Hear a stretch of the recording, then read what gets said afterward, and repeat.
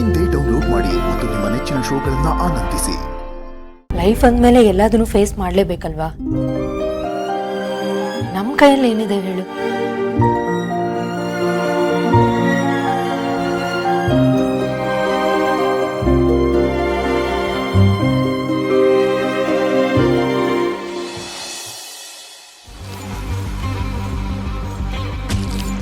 ಡಿವೋರ್ಸಾ ಇನ್ನೂ ಆಗಿಲ್ಲ. ನೀವು ಹೂ ಅಂದ್ರೆ ಈಗಲೇ ಆಗತ್ತೆ.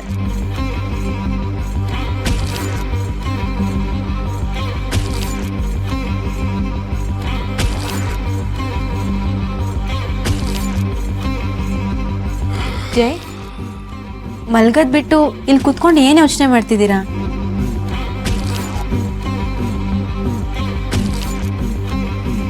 ಏನಿಲ್ಲ ಬೇಬಿ, ನಿದ್ದೆ ಮಾಡೋಕ್ಕೆ ಟ್ರೈ ಮಾಡಿದೆ ಬಟ್ ಆಗಲಿಲ್ಲ. ಬೇಬಿ, ಈ ಚೇಪೆಕಾಯಿ ಮಲ್ಲಿ ಇಷ್ಟು ಬೇಗ ಇಷ್ಟೊಂದು ಡೆವಲಪ್ ಆಗ್ಬಿಡ್ಲ? ಯಾಕೆ ಹೀಗೆ ಹೇಳ್ತಿದ್ದೀರಾ?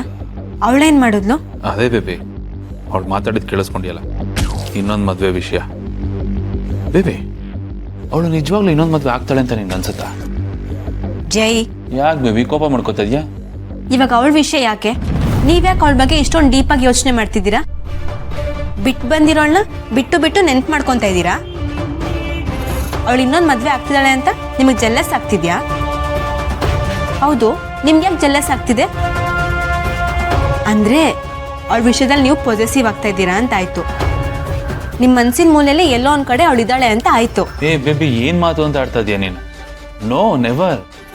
ನಾನು ಯೋಚನೆ ಮಾಡ್ತಿರೋದು ಆ ಒಂದು ದಡ್ಡಿಗೆ ಈ ಥರದ್ದೆಲ್ಲ ಥಾಟ್ಗಳು ಹೇಗೆ ಬರಕ್ಕೆ ಸಾಧ್ಯ, ಅವಳು ಇಷ್ಟೊಂದು ಮುಂದುವರೆದ್ಬಿಟ್ಲ ಅಂತ ಅಷ್ಟೇನೆ. ಸುಮ್ಮನೆ ತೇಪೆ ಎತ್ಬೇಡಿ ಜೈ, ನಿಜ ಹೇಳಿ. ನಿಮ್ಮ ಹಳೆ ಹೆಂಡತಿ ಮೇಲೆ ಹೊಸ್ದಾಗ ಏನಾದರೂ ಲವ್ ಆಗ್ತಿದ್ಯಾ? ಐ ಮೀನ್ ಹೊಸ್ದಾಗ ಫೀಲಿಂಗ್ ಸ್ಟಾರ್ಟ್ ಆಗ್ತಿದ್ಯಾ? ನಿಮ್ಮ ಮನಸ್ಸು ಅವಳ ಕಡೆ ಎಳಿತಾ ಇದೆಯೋ ಹೇಗೆ?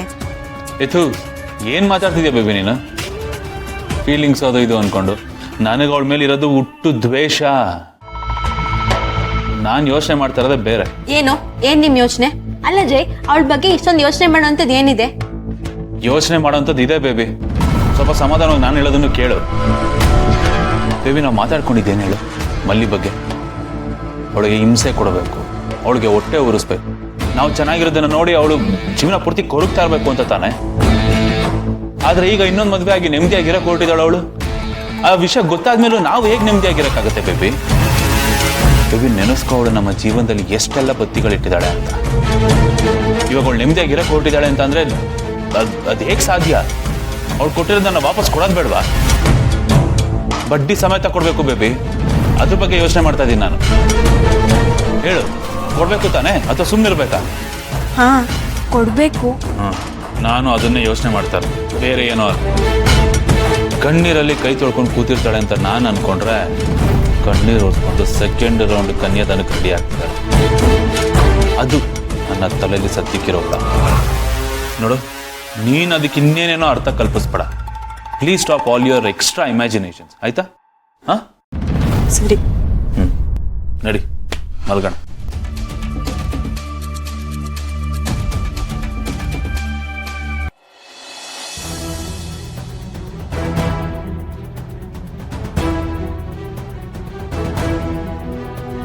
ಅಂತೂ ಎಲ್ಲ ನಾನು ಅನ್ಕೊಂಡ ಹಾಗೆ ನಡೀತಾ ಇದೆ.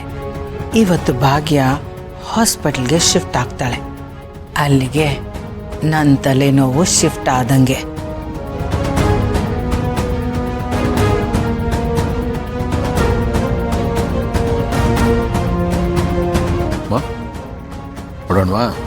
ಗೌತಮರ ಒಂದು ನಿಮಿಷ. ಇದೇನಪ್ಪ ಇವಳು ಅಡ್ಡಗಾಲ ಹಾಕೋ ಥರ ಇದ್ದಾಳೆ? ಅಲ್ಲ, ಅತ್ತೆನ ಹಾಸ್ಪಿಟಲ್ ಕಳಿಸೋ ಅವಶ್ಯಕತೆ ಇಲ್ಲ ಅಂತ ಅನ್ಕೋತೀನಿ. ಕೊನೆಗೂ ಅಡ್ಡಗಾಲ ಹಾಕಿದ್ಲಲ್ಲ. ಇದೇನು ಭೂಮಿಕಾ, ಹೊರಡೋ ಟೈಮಲ್ಲಿ ಈ ಥರ ಹೇಳ್ತಾ ಇದ್ದಾರಲ್ಲ? ಹಾ ಭೂಮಿಕಾ, ಹೊರಟು ನಿಂತವ್ರನ್ನ ತಡೀತಾ ಇದೆಯಲ್ಲ, ಯಾಕೆ ಹೀಗೆ ಮಾಡ್ತಾ ಇದೆಯಾ? ನಿಮ್ಮ ಮತ್ತೆ ಹುಷಾರಾಗೋದು ಬೇಡವಾ?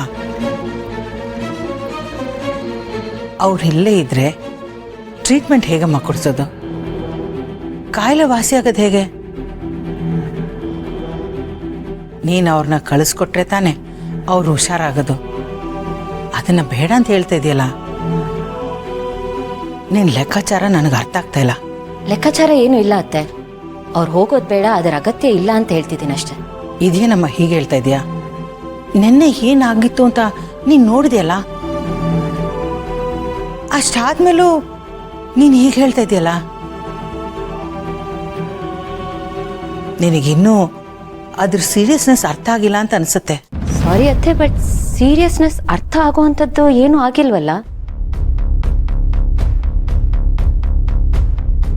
ಐ ಮೀನ್ ಭಾಗ್ಯ ಅತ್ತೆ ಇದಕ್ಕೆ ಮುಂಚೆ ಈ ರೀತಿ ಯಾವತ್ತೂ ಮಾಡಿದವರಲ್ಲ.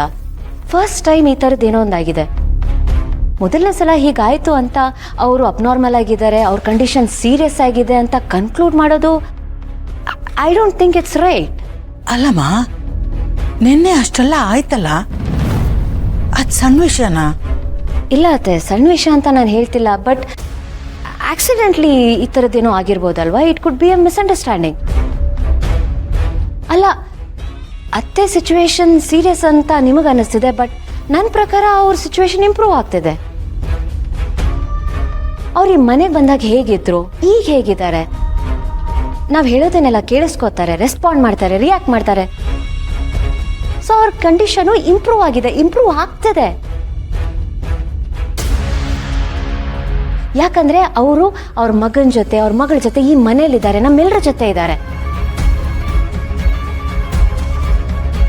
ಹಾಗಿರ್ಬೇಕಾದ್ರೆ ಅವ್ರನ್ನ ಈ ಮನೆಯಿಂದ, ನಮ್ಮೆಲ್ಲರಿಂದ ದೂರ ಮಾಡಿ 4 ಗೋಡೆಗಳ ಮಧ್ಯ ಕೂಡ ಹಾಕಿ ಟ್ರೀಟ್ಮೆಂಟ್ ಕೊಟ್ರೆ ಅವ್ರು ಸರಿ ಹೋಗ್ತಾರೆ ಅಂತ ಅನ್ಕೊಳ್ಳೋದು ಎಷ್ಟು ಸರಿಯತ್ತೆ? ಅಲ್ಲ, ಅವ್ರು ನಮ್ಮಿಂದ ದೂರ ಆದ್ರೆ ಅದು ಅವ್ರಿಗೊಂದು ದೊಡ್ಡ ಕೊರಗಾಗ್ಬಿಡುತ್ತೆ. It's not a health condition, ಅದು ಅವ್ರ ಮನಸ್ಥಿತಿಗೆ ಸಂಬಂಧಪಟ್ಟಿದ್ದು. ನನ್ನ ಪ್ರಕಾರ ಅವರನ್ನ ನಮ್ಮಿಂದ ದೂರ ಮಾಡಿ ಟ್ರೀಟ್ಮೆಂಟ್ ಕೊಡಿಸಿದ್ರೆ ಅದರಿಂದ ಯಾವ ಪ್ರಯೋಜನವೂ ಆಗಲ್ಲ. ಭೂಮಿಕಾ ಅವ್ರು ಹೇಳ್ತಾ ಇರೋದ್ರಲ್ಲೂ ಅರ್ಥ ಇದೆ ಅನ್ಸುತ್ತಮ್ಮ. ಹಾ, ಅತ್ತೆನ ಹಾಸ್ಪಿಟಲ್ ಸೇರಿಸೋ ಬದಲು ಇಲ್ಲೇ ಮನೇಲಿ ನಮ್ಮೆಲ್ಲರ ಜೊತೆ ಇಟ್ಕೊಂಡು ಟ್ರೀಟ್ಮೆಂಟ್ ಕೊಡಿಸ್ಬೋದಲ್ವಾ? ಆಗ ಅವ್ರು ಇಂಪ್ರೂವ್ ಆಗೋ ಚಾನ್ಸಸ್ ಇನ್ನೂ ಜಾಸ್ತಿ ಆಗುತ್ತೆ. ಅಮ್ಮ, ಅದ್ಗೆ ಹೇಳ್ತಿರೋದು ಸರಿನೇ. ಅಮ್ಮ ಮುಂಚೆ ಯಾವತ್ತೂ ಈ ಥರ ಮಾಡಿರಲಿಲ್ಲ, ನೆನ್ನೆನೇ ಮಾಡಿರೋದು.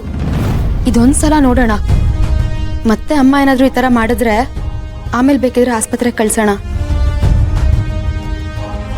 ಏನು ಮಾಡೋದಮ್ಮ? ಒಂದ್ಸತಿ ಭೂಮಿಕಾ ಹೇಳೋದು ಸರಿ ಅನ್ಸುತ್ತೆ, ಇನ್ನೊಂದ್ಸತಿ ನೀವು ಹೇಳೋದು ಸರಿ ಅನ್ಸುತ್ತೆ. ನನಗಂತೂ ಕನ್ಫ್ಯೂಸ್ ಆಗ್ತಾ ಇದೆ.